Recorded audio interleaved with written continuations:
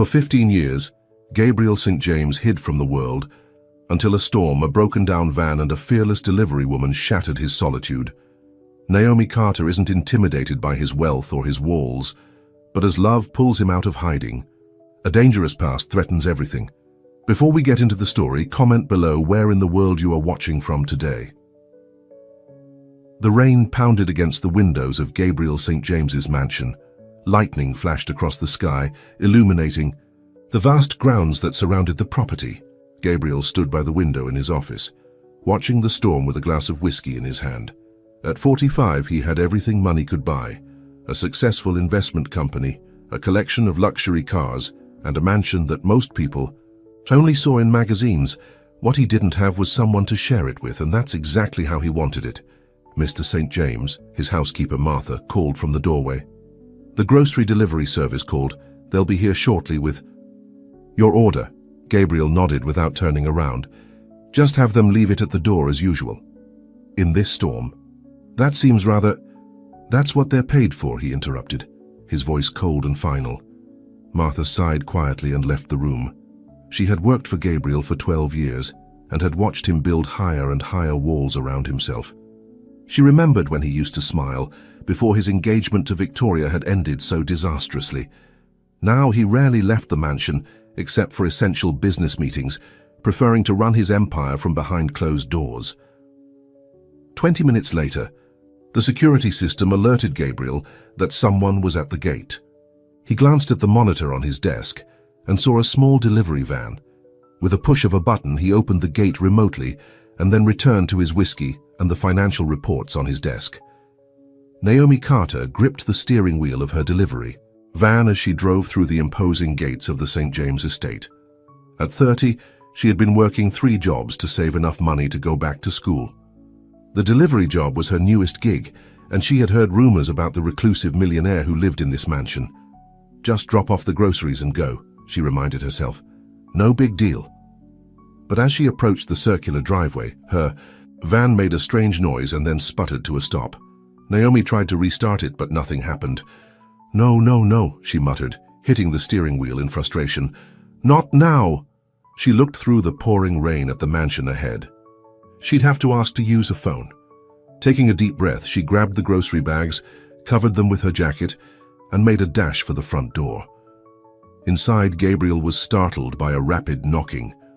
No one ever knocked on his door. Deliveries were left outside, and his few visitors, mostly business associates, called ahead and were met at the gate by security. The knocking persisted. Gabriel rose from his chair, irritated by the interruption, and strode to the front door. When he opened it, he found a woman standing there, soaking wet, with grocery bags clutched to her chest.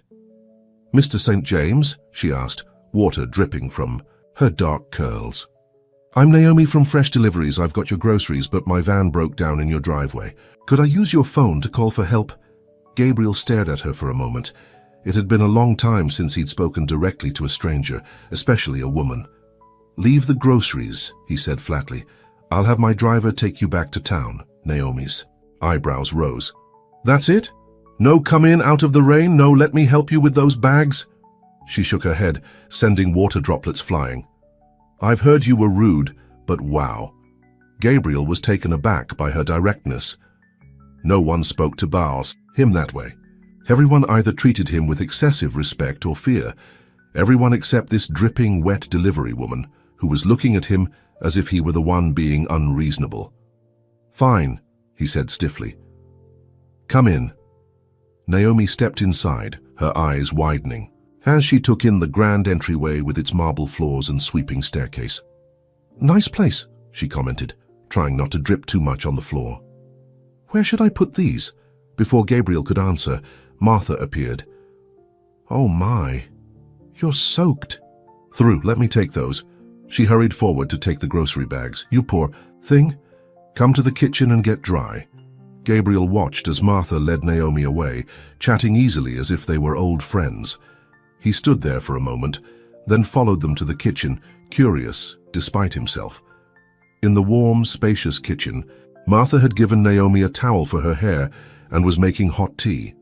Naomi sat at the counter, looking completely at ease in surroundings that would intimidate most people. "My van just died," she was explaining to Martha. "I need to call my boss and a tow truck." "You can use my phone," Gabriel said, entering the kitchen. He held out his cell phone to her. Naomi smiled at him, a genuine warm smile that made something stir inside him, something he hadn't felt in a very long time. "Thanks," she said, taking the phone. "I promise I won't make any international calls." Gabriel found himself almost smiling at her joke.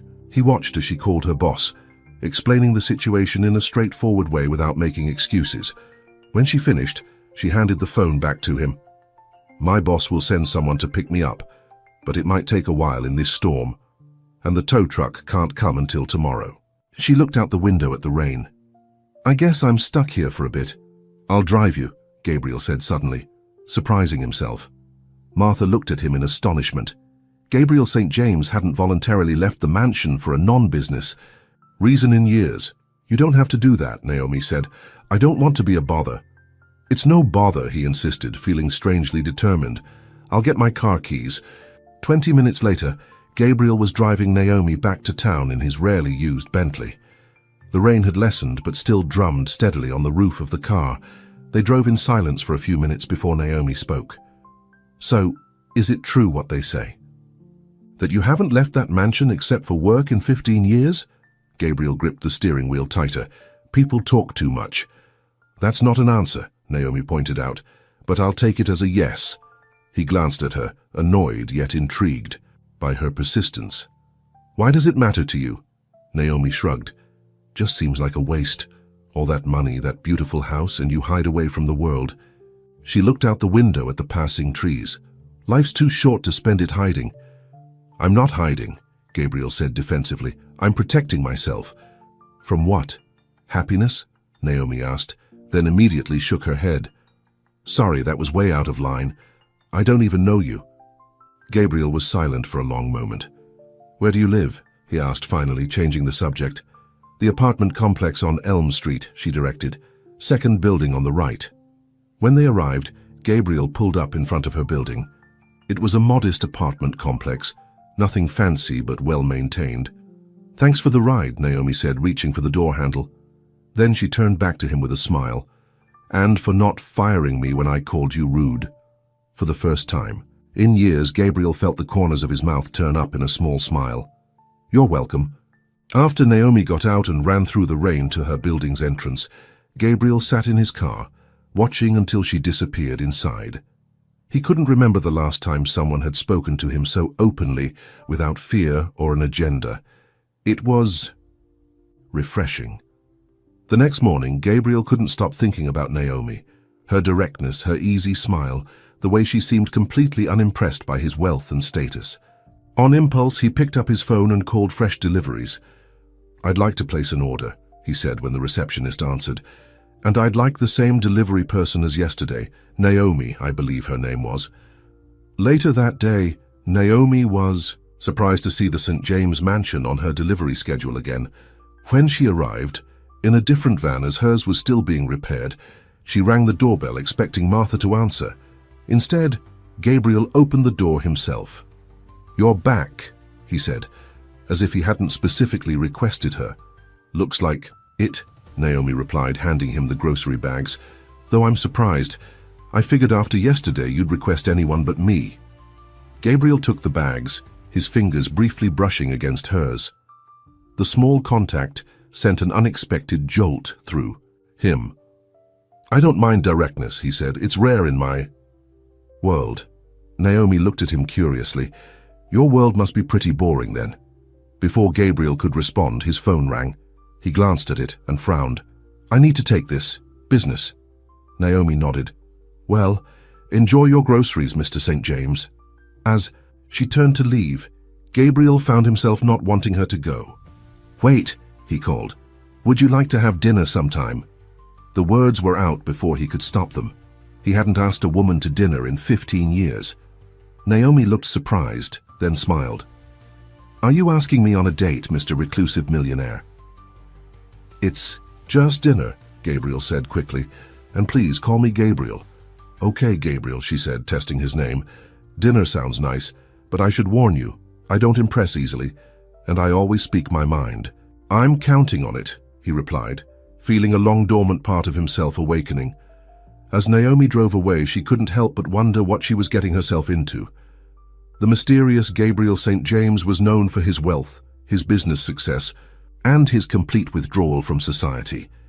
Yet something about him intrigued her, not his money or his power, but the sadness she glimpsed behind his cold exterior.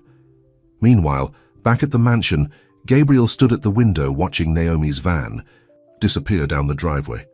For the first time in 15 years, he felt something stir within him, something he had sworn never to feel again. Hope. And it terrified him. Martha found him still standing there minutes later. "Is everything all right, Mr. St. James?" Gabriel turned to her, his expression troubled. "I just asked the delivery woman to dinner." Martha's eyes widened in surprise, then softened with understanding. "It's about time you let someone new into your life," she said gently. "I'm not letting her in," Gabriel insisted. "It's just dinner." But as he walked back to his office, Gabriel knew he was lying to himself. Something about Naomi had already slipped past his carefully constructed defenses, and he wasn't sure whether to embrace it or run from it as fast as he could. What he didn't know was that the simple act of asking Naomi to dinner had set in motion events that would force him to confront the past he'd been running from for 15 years. His carefully isolated world was about to be turned upside down, and the safe, empty existence he'd created for himself would never be the same again. The restaurant Gabriel chose for their dinner was exclusive and elegant, with soft lighting and private booths that ensured discretion. He arrived early and requested the most secluded table available. As he waited, he checked his watch repeatedly, wondering if Naomi would actually show up. When she walked in, several heads turned. Not because she was dressed extravagantly. In fact, her simple black dress was modest compared to what the other women wore, but because she carried herself with a natural confidence that drew attention. Gabriel stood as she approached the table. "You came," he said, unable to hide his surprise. "I said I would," Naomi replied with a smile. "Though I almost didn't recognize you outside your mansion. You look different in the real world." As she sat down, Gabriel noticed she seemed slightly uncomfortable. "Is something wrong?" "Just not used to places this fancy," she admitted, glancing around at the crystal chandeliers and silk tablecloths. "My usual dinner spot is the diner where I work my morning shift." Gabriel raised an eyebrow. "You have multiple jobs." "3, actually," Naomi said without embarrassment. "Diner in the mornings, bookstore afternoons, and deliveries in between. I'm saving for nursing school." The waiter appeared with menus, and Gabriel ordered wine for the table. When the waiter left, Naomi looked at Gabriel directly. "So are you going to tell me why you really asked me to dinner?" she asked. "Because I'm guessing you don't usually date delivery women." "I don't usually date anyone," Gabriel replied honestly. He paused, then added, "You're different. You treated me like a person, not a bank account or a reclusive celebrity." "That's because you are a person," Naomi said simply. "A grumpy one, but still just a person." Gabriel actually laughed, a rusty sound he barely recognized as his own. "It's been a long time since anyone called me grumpy to my face." "Well, get used to it. I told you I speak my mind." Naomi opened her menu and her eyes widened at the prices. "Wow, these better be the best steaks on the planet." Gabriel watched her, amused by her candidness. "Order whatever you want." Their conversation flowed more easily than Gabriel had expected. Naomi told him about growing up in a small town, moving to the city for better opportunities, and her dream of becoming a nurse. Gabriel found himself sharing bits about his business, safe topics that didn't require him to reveal anything personal. "You're good at that," Naomi observed after he finished explaining a recent investment. "Good at what?" "Talking without really saying anything about yourself." She took a sip of wine. "I know about your company's profit margins, but nothing about what makes Gabriel St. James tick." Gabriel tensed slightly. "There's not much to tell." "I doubt that," Naomi said. "A man doesn't lock himself away for 15 years without a story." When he remained silent, she added, But I won't push, not tonight anyway. As the evening progressed, Gabriel found himself relaxing. There was something soothing about Naomi's presence, the way she didn't seem to care about impressing him or getting something from him. When they finished dessert, he was almost sad the night was coming to an end. "I'll drive you home," he offered as they stepped outside the restaurant. Naomi shook her head. "I can take a cab. I know your mansion is in the opposite direction." "I insist," Gabriel said, surprising himself with how much he wanted to extend their time together. During the drive to Naomi's apartment, a comfortable silence settled between them. When they arrived, Gabriel walked her to the door of her building. "I had a good time," Naomi said, turning to face him. "Which I honestly didn't expect." "Neither did I," Gabriel admitted. He hesitated, then asked, "Would you like to do this again?" Naomi looked up at him, her expression thoughtful. "Yes, but next time let's go somewhere less fancy. I want to see if you can handle a normal place with normal people." Gabriel felt a mix of anticipation and anxiety at the thought. "I'll try," he promised. "Good." Naomi smiled, then surprised him by standing on her tiptoes and kissing his cheek. "Good night, Gabriel." As he drove home, Gabriel touched the spot where Naomi had kissed him. The simple gesture had affected him more than he wanted to admit. For the first time in years, he found himself looking forward to tomorrow. The next morning, Gabriel had just finished a business call when Martha entered his office with a strange expression on her face. "Sir, there's someone here to see you. She says her name is Victoria Pierce." Gabriel froze. Victoria, the woman who had betrayed him 15 years ago, the reason he had shut himself away from the world. "Tell her to leave," he said coldly. "I tried, sir, but she was quite insistent. She says it's important." Before Gabriel could respond, a tall, elegantly dressed woman appeared in the doorway behind Martha. Her blonde hair was perfectly styled, her makeup flawless, and her smile practiced. "Hello, Gabriel," Victoria said smoothly. "It's been a long time." Martha looked uncertainly between them, then quietly excused herself, closing the door behind her. Gabriel stood rigidly behind his desk. "What are you doing here, Victoria?" "Can't old friends catch up?" she asked, moving gracefully into the room. Her eyes took in the expensive furnishings. "You've done well for yourself." "We're not friends," Gabriel said flatly. "And you didn't answer my question." Victoria's smile faltered slightly. "I'm back in town because my husband and I are opening a new art gallery. I heard you've become quite the collector." "And you thought I'd what? Buy from you? Invest in your gallery?" Gabriel laughed bitterly. "After what you did?" Victoria sighed dramatically. "Gabriel, that was 15 years ago. We were young. Mistakes were made." "Mistakes?" Gabriel's voice hardened. "You slept with my brother the night before our wedding, then took half my company in the settlement. Those weren't mistakes, Victoria. Those were choices." Victoria waved her hand dismissively. "Ancient history, and look at you now. Richer than ever. I did you a favor." Gabriel stared at her, amazed by her audacity. The woman who had shattered his heart and his trust was standing in his office, acting as if she'd done nothing wrong. "Get out," he said quietly. "And don't come back." Victoria's expression hardened. "Fine. But this town isn't as big as you think, Gabriel. We're bound to run into each other again." She turned to leave, but paused at the door. "By the way, I heard you were seen at Bellini's last night with some woman. Moving on at last?" Faye's question felt like an invasion, and Gabriel didn't dignify it with a response. After Victoria left, he stood at the window, his hands clenched into fists. Seeing her had brought back all the pain and humiliation he'd worked so hard to bury.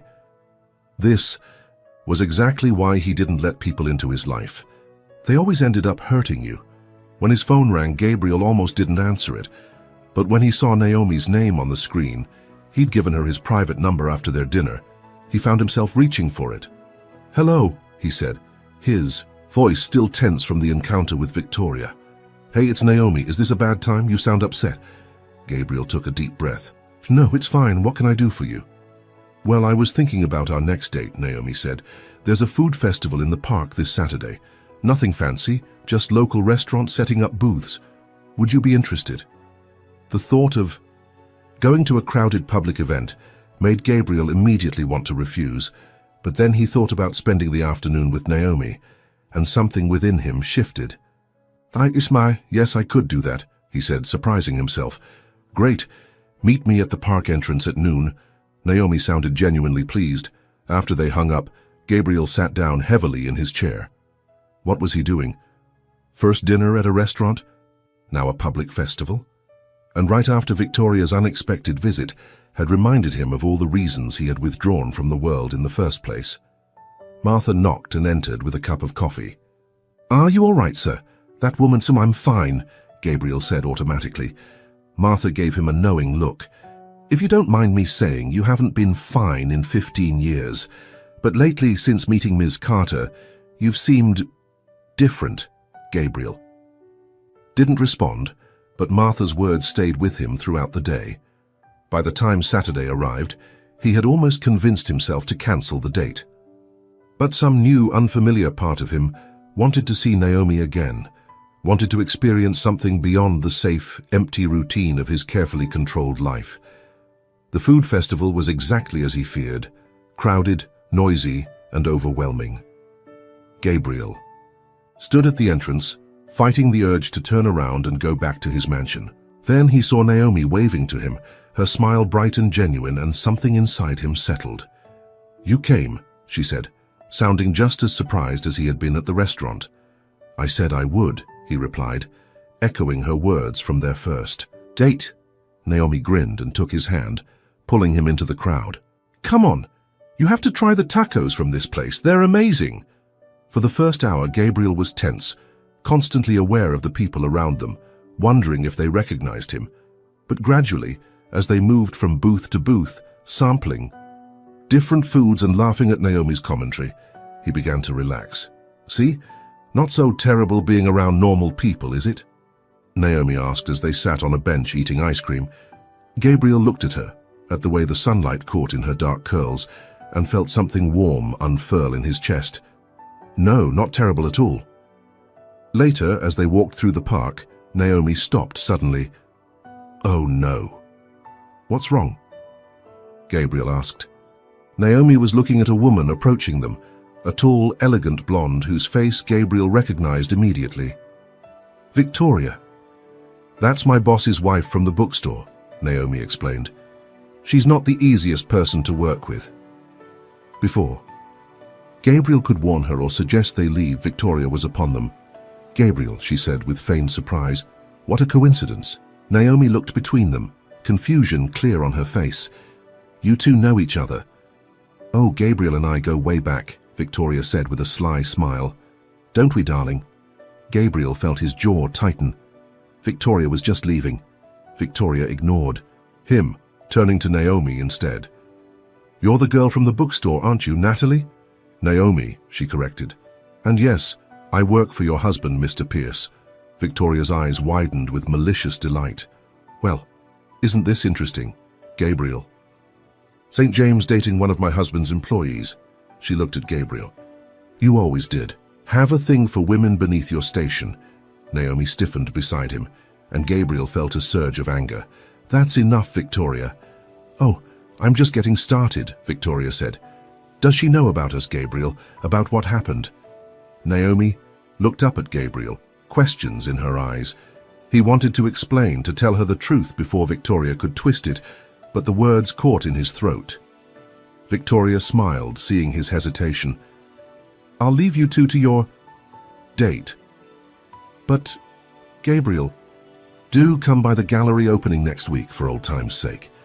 With that, she walked away, leaving a heavy silence in her wake. Naomi turned to Gabriel. What was that about? Who is she to you? Gabriel looked around at the crowded park. Not here, he said. Let's go somewhere quiet. They ended up at a small cafe several blocks away. Once they had coffee, Naomi looked at him expectantly. Well, Gabriel took a deep breath. Victoria was my fiancée 15 years ago. Naomi's eyes widened. The one who... She didn't finish the sentence, but her expression showed she had put the pieces together. Yes, Gabriel confirmed. The reason... He struggled to find the words. The reason you locked yourself away, Naomi finished for him. What did she do? Gabriel had never told anyone the full story. It had been too humiliating, too painful, but looking at Naomi's open, honest face, he found himself wanting to share it. "We were engaged to be married," he began, his voice low. "The night before our wedding, I found her with my brother Ethan. They had been having an affair for months right under my nose." Naomi reached across the table and took his hand. The simple gesture of comfort nearly undid him. "It wasn't just the betrayal," Gabriel continued. "After I called off the wedding, Victoria sued me for half my company, claiming she had contributed to its success, and she won. She and Ethan took the money and disappeared together." "That's awful," Naomi said. Softly, "I'm so sorry." "I rebuilt the company, made it even more successful," Gabriel said. "But I couldn't rebuild my trust in people, so I stopped trying." Naomi squeezed his hand. "Until now?" The question hung between them, full of possibility and danger. Gabriel looked at their joined hands, then up at Naomi's face. In her eyes he saw no judgment, no calculation, only understanding and something else, something that both thrilled and terrified him. "I don't know," he admitted. "I want to try, with you, but I don't know if I can." Naomi nodded slowly. "I get it. Trust isn't easy once it's been broken." She paused, then added, "But isolation isn't the answer, Gabriel. It's just another kind of prison." As they left the cafe, Gabriel felt lighter having shared his secret, but he also felt vulnerable in a way he hadn't in years. He had let Naomi see behind his walls, and there was no going back. What he didn't know was that Victoria's surprise appearance was no coincidence. Her return to town and her sudden interest in his life had a purpose, one that would soon threaten not only his growing feelings for Naomi, but everything he had built over the past 15 years. As he drove Naomi home, Gabriel couldn't shake the feeling that by opening his heart even slightly, he had set himself up for another fall. And this time with Naomi, the fall could be even more devastating than before. In the weeks following their encounter with Victoria, Gabriel found himself spending more and more time with Naomi. Despite his fears and reservations, he couldn't deny that she brought a light into his life that had been missing for 15 years. On a sunny Saturday afternoon, Naomi convinced Gabriel to help at a community garden where she volunteered. He stood awkwardly in jeans and a t-shirt, clothes Martha had to buy for him specially, as his wardrobe consisted mainly of expensive suits. "I'm not sure I'll be much help," Gabriel said, looking doubtfully at the gardening tools. "I've never planted anything in my life." Naomi handed him a pair of gloves with a grin. "There's a first time for everything. Besides, it's good for you to get your hands dirty once in a while." To his surprise, Gabriel enjoyed the simple work of planting vegetables alongside Naomi and the other volunteers. No one seemed to recognize him as the reclusive millionaire, and there was something freeing about being treated as just another person. "You're smiling," Naomi observed as they worked side by side. "It looks good on you." Gabriel realized she was right. He was smiling, and not just outwardly. Something inside him felt lighter, as if the walls he had built were beginning to crumble.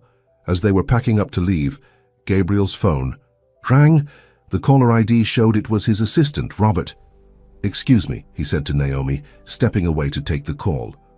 "Robert, what is it?" "Sir, I'm sorry to bother you on a weekend, but there's something you need to know." Robert's voice was tense. "Victoria Pierce and her husband have made an offer to buy Westland Properties." Gabriel froze. Westland Properties was one of his most valuable real estate holdings, a development he had built from the ground up after Victoria's betrayal.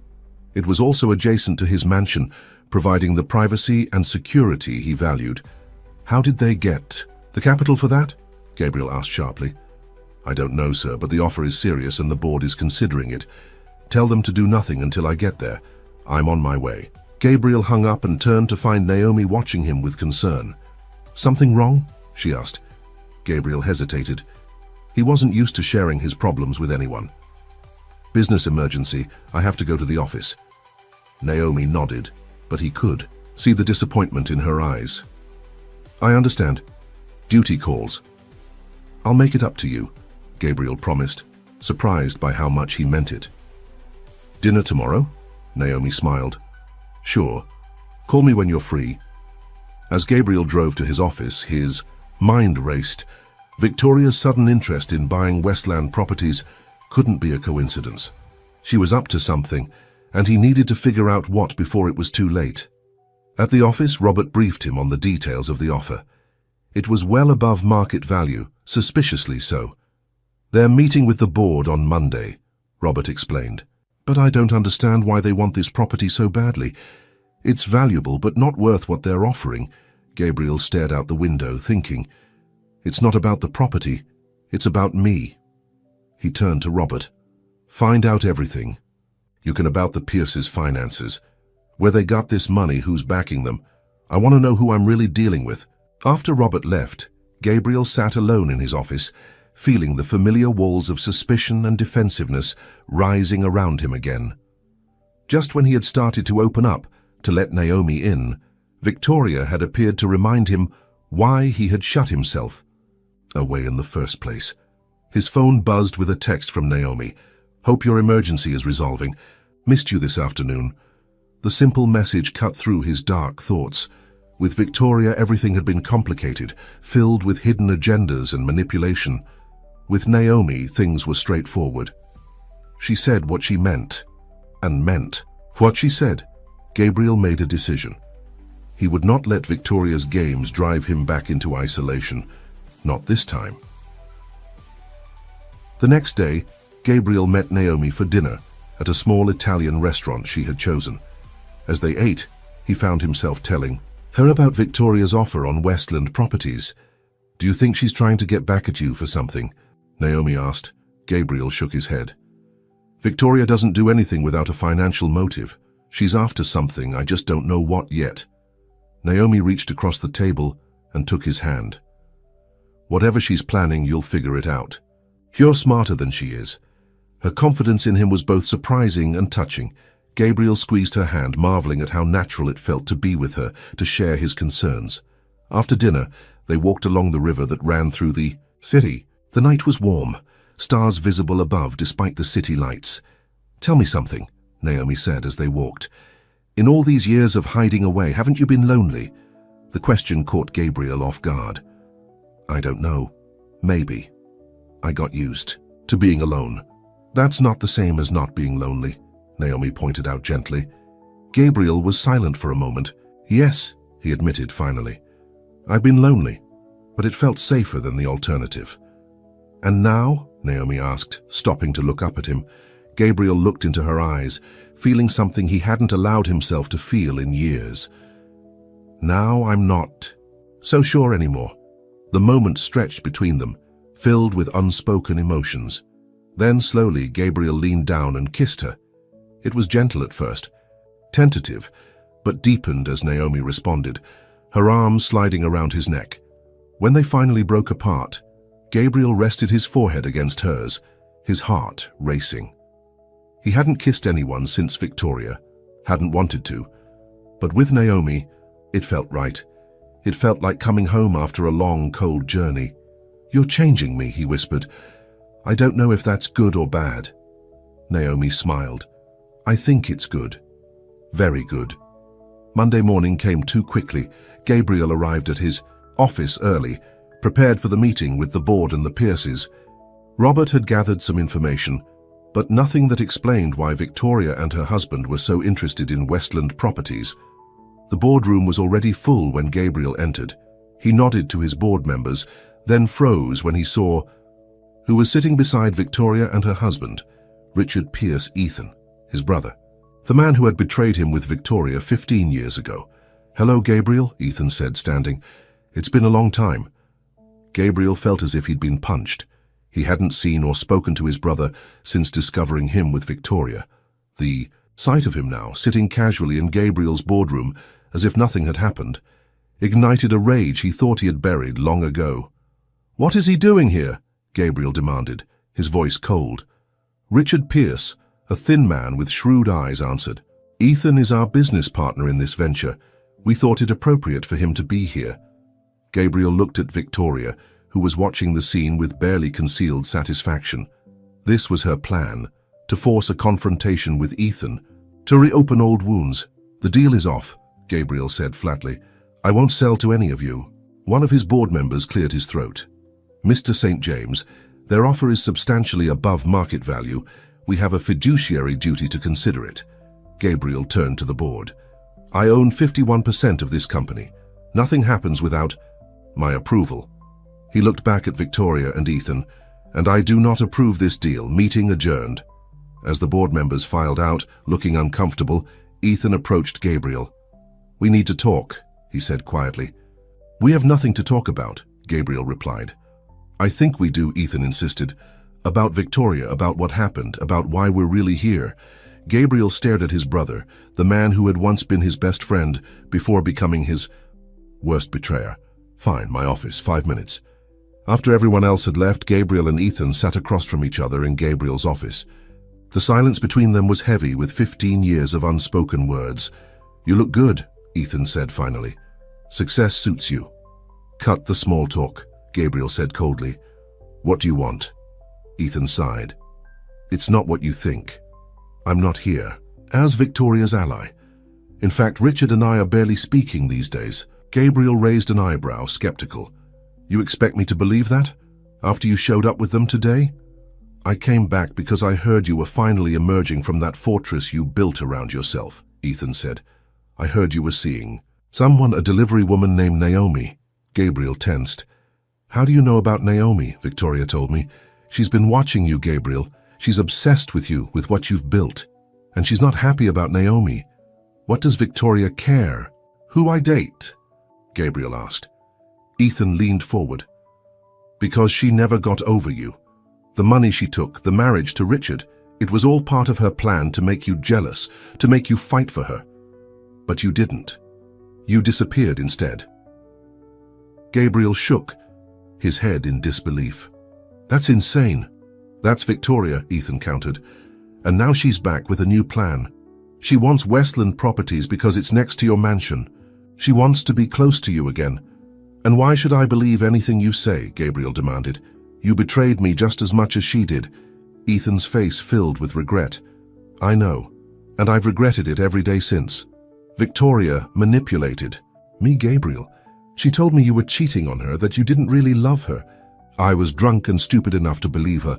By the time I realized the truth, it was too late." Gabriel stood, unable to sit still with the storm of emotions inside him. "Even if that's true, why come back now? Why get involved in Victoria's scheme?" "To warn you," Ethan said simply. "Victoria is dangerous when she doesn't get what she wants. And what she wants is you, or at least to destroy your chance at happiness with someone else." Gabriel stared out the window, processing this new information. Could Ethan be telling the truth, or was this just another betrayal in the making? "Stay away from me," Gabriel said finally. "And tell Victoria the same. I'm not the man I was 15 years ago. I won't be manipulated again." After Ethan left, Gabriel called Naomi. Hearing her voice steadied him, reminded him of what was real and true in his life now. "Can I see you tonight?" he asked. "Of course," Naomi replied. "Is everything okay? You sound upset." "I'll explain when I see you," Gabriel promised. That evening, Gabriel told Naomi everything, about the meeting, about Ethan's unexpected appearance, and about his brother's claims regarding Victoria. "Do you believe him?" Naomi asked when he had finished. Gabriel ran a hand through his hair, frustrated. "I don't know. Ethan was always the better liar of the two of us, but what he said about Victoria makes a twisted kind of sense." Naomi was quiet for a moment, thinking. "If he's telling the truth, then Victoria might try to cause trouble for us. I won't let her hurt you," Gabriel said firmly. Naomi smiled at his protectiveness. "I'm not worried about me. I can handle Victoria. I'm worried about you, about what all this is bringing up for you." Gabriel took her hand, still amazed at how easily she saw through him. "I spent 15 years hiding from what they did to me. I don't want to hide anymore." "Good," Naomi said softly, "because I'm falling in love with you, Gabriel St. James. And I'd hate to lose you to ghosts from your past." Her words hit him like a wave, washing away the darkness Ethan and Victoria had brought back into his life. "I'm falling in love with you too," he admitted, the words feeling strange but right on his lips. The next day, Gabriel was reviewing contracts in his home office when Martha knocked on the door. "Sir, Miss Pierce is here again." She's very insistent. Gabriel sighed. Send her in, it's time I dealt with this once and for all. Victoria entered, looking as polished and perfect as ever. Gabriel, we need to talk about the offer. There's nothing to talk about, Gabriel said firmly. I'm not selling to you, Victoria. Not now, not ever. Victoria's pleasant expression faltered. You're making a mistake. Our offer is more than fair. This isn't about money, Gabriel replied. It's about whatever game you're playing. Ethan told me everything. Victoria's eyes narrowed. My husband's idiot brother doesn't know what he's talking about. Maybe not, Gabriel conceded. But I know you, Victoria, and whatever you're planning, it won't work. Not this time. Victoria stepped closer, her voice softening. Don't you ever think about what might have been, Gabriel, about us? We were good together once. No, Gabriel said with certainty. We weren't. I just didn't see it until it was almost too late. Victoria's face hardened. It's that delivery girl, isn't it, Naomi? You think she actually cares about you and not your money? Gabriel smiled, unfazed by her attempt to sow doubt. That's the difference between you and Naomi. She sees me for who I am, not what I have. We'll see about that, Victoria said, her voice cold. Everyone has a price, Gabriel. Even your precious Naomi. As Victoria turned to leave, Gabriel called after her. Stay away from Naomi, Victoria. I mean it. Victoria paused at the door.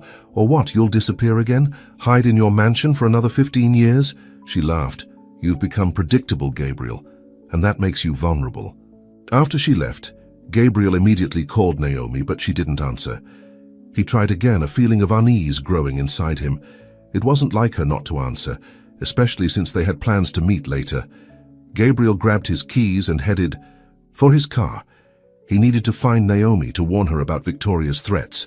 As he drove toward the bookstore where she worked, his phone rang. He answered through the car's speaker system. Gabriel St. James, he said. Mr. St. James, this is Dr. Reynolds at City Memorial Hospital. We have a patient here, Naomi Carter. You're listed as her emergency contact. Gabriel felt his heart stop. What happened? Is she all right? There's been an accident, the doctor said. Ms. Carter was brought in an hour ago. She's in surgery now.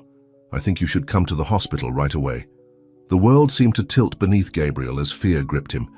After 15 years of hiding from pain, he had finally opened his heart to someone. And now just like that he might lose her. As he raced toward the hospital, one thought repeated in his mind. If anything happened to Naomi, he would never forgive himself for bringing her into the dangerous game Victoria was playing, and he would never forgive Victoria for whatever part she had played in Naomi's accident. Gabriel raced through the hospital corridors, his heart pounding. The antiseptic smell and bright fluorescent lights intensified his feeling of dread. At the nurse's station, he tried to keep his voice calm. I'm here for Naomi Carter. I was told she's in surgery. A nurse looked up from her computer. Are you family? I'm Gabriel St. James. I'm her emergency contact, he said, struggling to control his fear. The nurse nodded. The doctor will be with you shortly. Please have a seat in the waiting area. Gabriel paced instead, unable to sit still. His mind raced with horrible possibilities. What had happened to Naomi? Was Victoria involved somehow? The thought made his blood boil. Mr. St. James? Gabriel turned to see a doctor approaching, her surgical cap still on. How is she? He demanded. Ms. Carter is stable, the doctor said. She was hit by a car while crossing the street outside the bookstore where she works. She has a broken leg, 2 broken ribs, and a concussion. We've set the leg and treated her other injuries. She's very lucky. It could have been much worse. Relief washed over Gabriel. She's going to be okay. The doctor nodded. She should make a full recovery, though it will take time. She's in recovery now. You can see her in about 30 minutes. Was it a hit and run? Gabriel asked, his suspicions about Victoria still strong. No, the driver stayed at the scene. According to the police report, it was an elderly man who lost control of his vehicle. A complete accident. Gabriel felt a mix of relief and shame. It hadn't been Victoria's doing after all. His paranoia had immediately jumped to the worst conclusion. When he was finally allowed to see Naomi, Gabriel felt his heart clench at the sight of her in the hospital bed. Her face was bruised, her leg in a cast, and an IV line ran into her arm. Despite it all, she managed a weak smile when she saw him. "Hey," she said, her voice hoarse. "Sorry about our date." Gabriel moved to her side, carefully taking her hand. "Don't joke, I was so worried." "It takes more than a car to get rid of me," Naomi said, then winced as she tried to adjust her position. "Don't move," Gabriel urged. "The doctor said you need to rest." Naomi looked at him with a surprising clarity given her condition. "You thought Victoria was behind this, didn't you?" Gabriel hesitated, then nodded. "The timing seems suspicious." "I told you I can handle Victoria," Naomi said, "though preferably not with my body as a bumper." Despite everything, Gabriel found himself smiling at her attempt at humor. Even injured in a hospital bed, Naomi's spirit remained unbroken. It was one of the many things he loved about her. Loved. The realization hit him with full force. He didn't just care for Naomi or enjoy her company. He loved her completely and without reservation. "You should go home and rest," Naomi told him, misinterpreting his sudden silence. "I'm not going anywhere tonight." "I'm staying," Gabriel said, firmly. "I'll be right here when you wake up."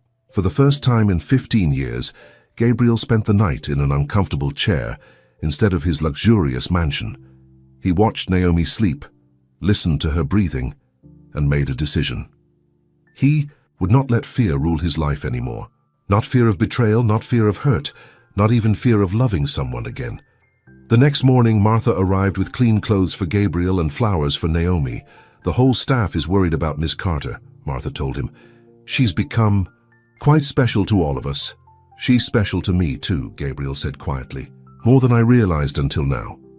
Martha smiled knowingly. "It's about time, sir." When Naomi woke, she seemed surprised to find Gabriel still there.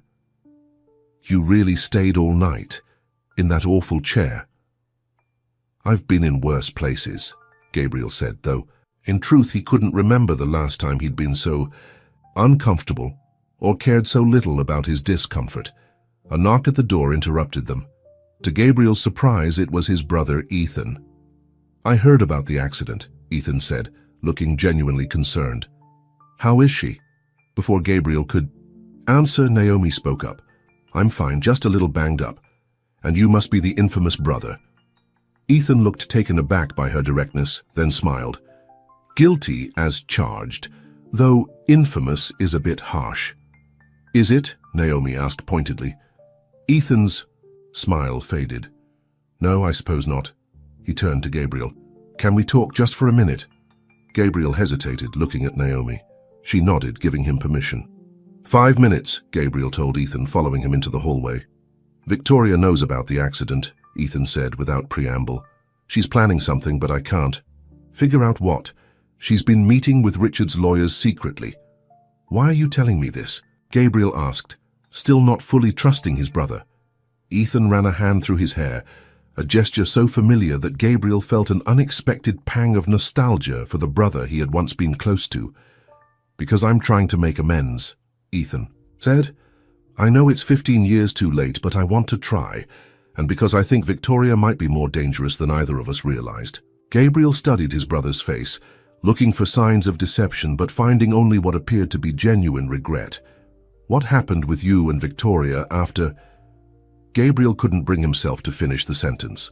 "After we betrayed you," Ethan finished for him. "We were together for about 6 months. Once the money was gone, so was the attraction. She left me for Richard, who had more to offer her. It took losing everything for me to see what she really was." Gabriel absorbed this information silently. Part of him wanted to tell Ethan it served him right, but another part, a part he thought had died long ago, felt a flicker of compassion for his brother. "I need to get back to Naomi," Gabriel said finally. "Of course," Ethan nodded. "Just be careful. Victoria isn't done yet." Back in Naomi's room, Gabriel found her looking through some paperwork a nurse had brought. "Everything okay?" she asked, watching his face carefully. Gabriel sat on the edge of her bed, taking her hand. "Ethan thinks Victoria is planning something. He doesn't know what." Naomi squeezed his hand. "Whatever it is, we'll handle it together." Together. The word filled Gabriel with both hope and fear. The doctor says you can leave tomorrow, but you'll need care for a few weeks. Your apartment has stairs and no elevator. I know, Naomi sighed. I was just looking at short-term rentals, but with my budget and 3 jobs, I can't work right now. Stay with me, Gabriel said before he could overthink it. The mansion has plenty of room, no stairs you'd need to use, and Martha would love the company. Naomi looked surprised. Are you sure? That's a big step. I'm sure, Gabriel said, realizing how much he meant it. I want you there, Naomi. I want to take care of you. The next day, Gabriel brought Naomi to his mansion. Martha had prepared a ground-floor guest suite, making it as comfortable as possible. As he helped Naomi settle in, Gabriel felt his home transform. With her there, the mansion no longer felt like the fortress he had hidden in for 15 years. It felt like a home. Over the next 2 weeks, they fell into a routine. Gabriel rearranged his work schedule to spend more time with Naomi. They watched movies together, played board games, and talked for hours. Gabriel found himself sharing stories from his past that he had never told anyone, and Naomi opened up about her own life, her dreams of becoming a nurse, her childhood in a small town, her parents who had died when she was in college. During this time, there was no sign of Victoria or her schemes. Gabriel began to wonder if Ethan had been wrong, if perhaps Victoria had given up and moved on. Then, on a quiet Sunday morning, Robert called. "Sir, you need to see the morning paper." Gabriel frowned. "Why? What's happened?" "There's an article about you and Miss Carter. It's not flattering." Gabriel felt a cold knot form in his stomach. "Bring it over, now." When Robert arrived with the newspaper, Gabriel took it to his office to read alone. The headline made his blood run cold. Reclusive. Billionaire's gold-digging girlfriend, the truth. About Naomi Carter. The article was a masterpiece of insinuation and half-truths. It suggested Naomi had engineered their meeting, targeting him for his money. It quoted anonymous sources, claiming she had a history of pursuing wealthy men. It even implied her accident had been staged to gain his sympathy. At the end of the article was a quote from a close friend of Mr. St. James that could only have come from Victoria. Gabriel has always been vulnerable to manipulative women who see him as a meal ticket. We're all concerned he's being taken advantage of again. Gabriel crumpled the newspaper in his fist, rage building inside him. This was Victoria's plan, to sow doubt, to make him question Naomi's feelings for him. It was a direct attack on the one thing that had brought happiness back into his life. He called his lawyer immediately. "I want a retraction and an apology from the paper. Today.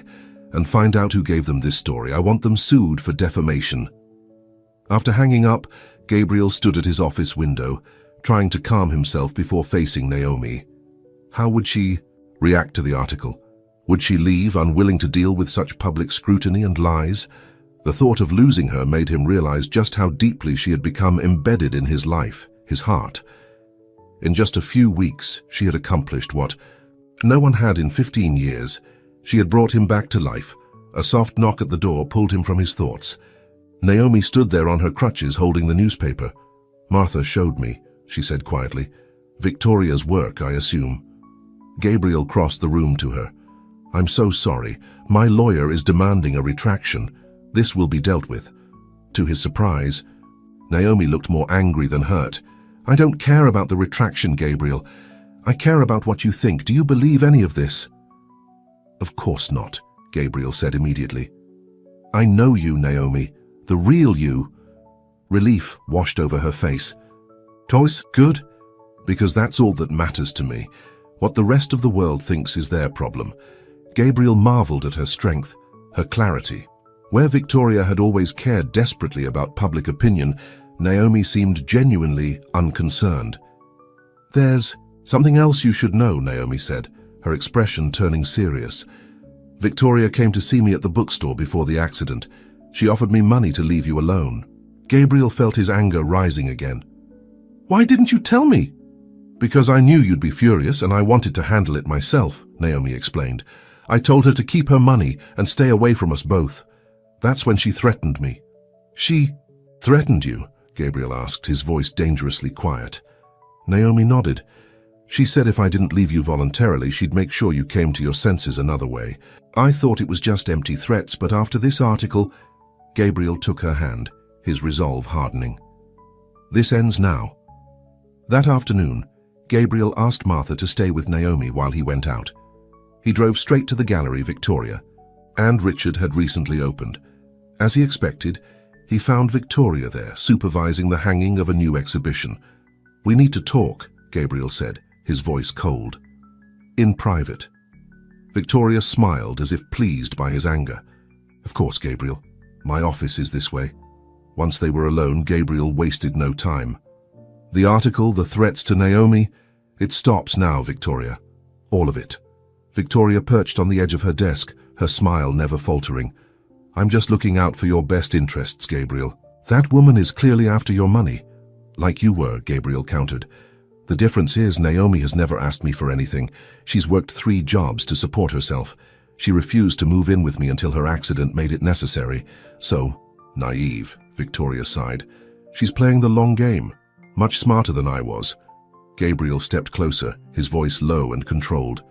"Here's what's going to happen. You and Richard are going to print a full retraction and apology for that article. You're going to stay away from Naomi and me. And you're going to stop whatever scheme you're planning with my company or properties." Victoria's smile faded. "Or what?" "Or I'll make public what really happened 15 years ago," Gabriel said. "The affair with my brother, the lawsuit, all of it. I've kept quiet all these years because I wanted to put it behind me. But if you force my hand, I will destroy the carefully crafted image you and Richard have built." Victoria's face paled. "You wouldn't. Try me," Gabriel challenged. "You taught me one valuable lesson, Victoria. Sometimes you have to fight for what matters." As Gabriel turned to leave, Victoria called after him. "Is she really worth all this trouble, this delivery girl?" Gabriel paused at the door, looking back at his ex-fiancée with clarity. "She's worth everything.